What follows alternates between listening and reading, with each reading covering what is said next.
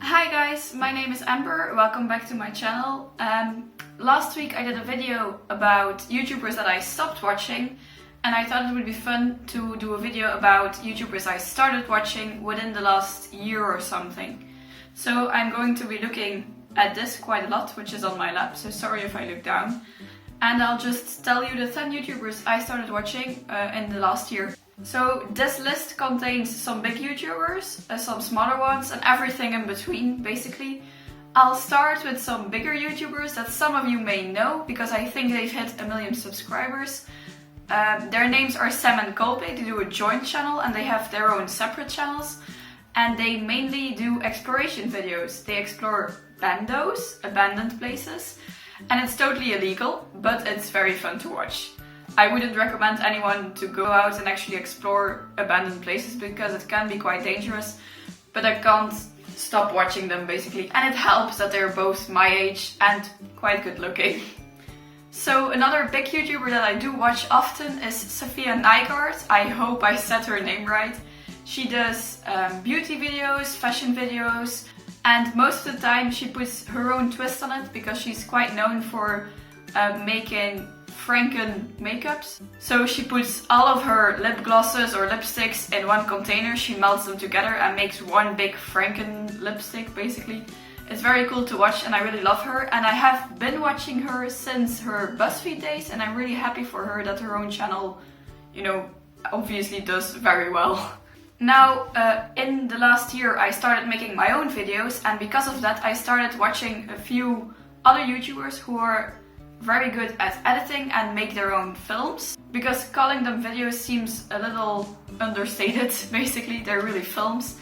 Their names are Dan Mays and Peter McKinnon. Again, I hope I said their names right. Peter mostly makes videos about how to edit, and I've learned a lot from watching his stuff. And both of them, so Dan Mays as well, make very inspirational, very beautiful films to watch. And they've both inspired me so much to make better films and to try harder with my filmmaking. So thanks to Peter, I actually really want to get a proper camera because he does explain a lot about cinematography and how to make beautiful shots with different styles of lenses and stuff. So I really wish I could get a proper camera, but for now we're still using my phone. But you know, it works. So a few smaller YouTubers that I started watching in the last year do deserve some promo too. Obviously they won't get a lot from me, but you know, whatever works, right? So the first one I started watching in the last year is called Katy Snooks. She makes weekly vlogs, which inspired me to do weekly vlogs, and I found her through Louise Pentland, Sprinkle of Glitter. She has a lot of fashion and beauty stuff, but she also started a true crime series recently, and I really love that series. She seems to be very passionate about it, so that's amazing. And she also has the most hilarious date stories. Sometimes they're very cringe, but it's very funny to watch. Another smaller YouTuber I started watching is J Layton. He's most known for his series Baking with Layton, in which he bakes with other YouTubers. And he also has a baking cookbook coming out soon. I think it's self-published and I've pre-ordered it, so I'm really looking forward to that. My favorite series of his is called Aspects, and he actually just decided to stop making it, which I'm really sad about, but you know, to each their own. It's his monthly vlog series, but the way he films it is very interesting to me because he sits down the way I am right now. He films himself explaining what he did that month, and then he puts footage over it basically, which I really love, and I've always really loved his series, and he seems like a really fun person to be around. So the next 3 people I want to be talking about, I'm not actually sure that they would call themselves YouTubers per se. Some of them may not like the term. I know one person actually did say she didn't like being called a YouTuber. She would, I think, prefer being called a filmmaker. Others don't actually have that many subscribers, so they may not like the term YouTuber.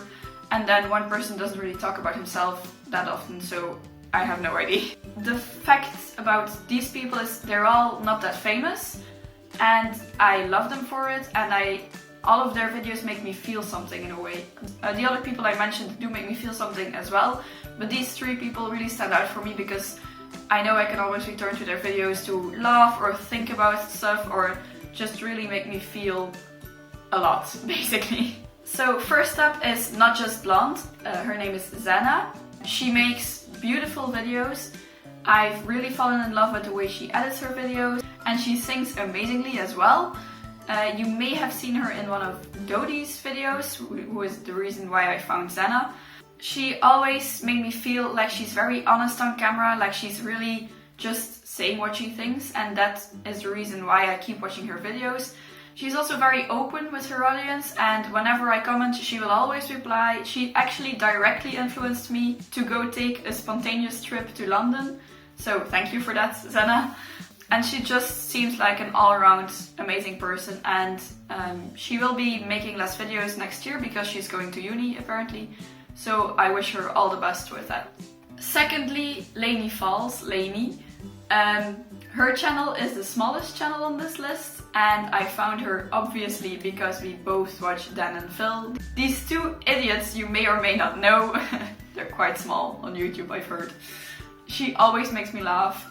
Of course, I've watched the videos about Dan and Phil first, but all her other videos that are not directly themed around Dan and Phil are just as funny. She has the best kind of humor, and one of her videos about her meeting her group chat, her online friends, really always makes me happy because you can just see how happy she is and how genuine she is, and you know, I really love her videos just because they make me happy. Lastly, but certainly not least, Adrienne Towel.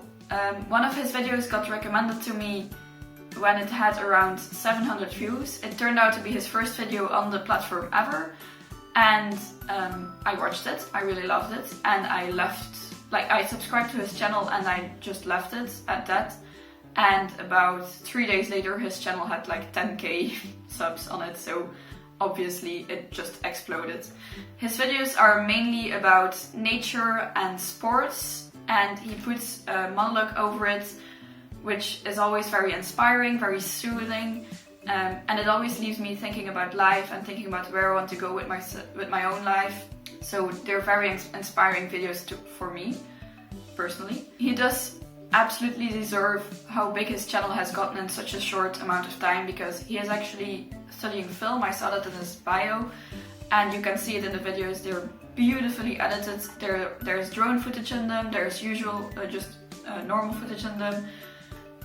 Beautiful cinematography. I just really love his videos. So these are 10 YouTubers I started watching. I hope you enjoyed. If you want to go watch them, please do. They really all deserve it. They're very fun. I hope you enjoyed this particular video, and I'll see you next time. Bye!